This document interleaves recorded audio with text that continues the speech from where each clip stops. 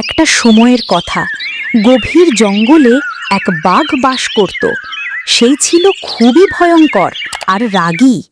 কিন্তু একদিন শিকারের সময় বাঘের গলায় হাড় আটকে গেল। আহারে, কেউ কি আমার গলা থেকে হাড়টা বের করবে? তোমরা কেউ আমাকে বাঁচাও। ওমাগো, মরে গেলাম। কেউ সাহস পেল না বাঘকে সাহায্য করার। আহারে, কেউ কি আমার গলা থেকে হাড়টা বের করবে? আমি সাহায্য করব, তবে পরে যেন আমায় কষ্ট না দাও। তুই আমায় বাঁচা, আমি তোকে পুরস্কার দেব। বক তার বুদ্ধি দিয়ে হাড়টা বের করে দিল।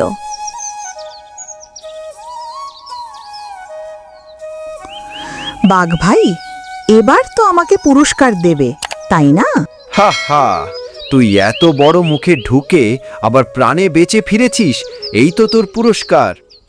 দুষ্ট প্রাণীর ওপর ভরসা করলে শেষে ঠকতেই হয়।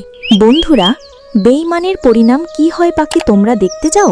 কমেন্ট করে জানিয়ে যাও।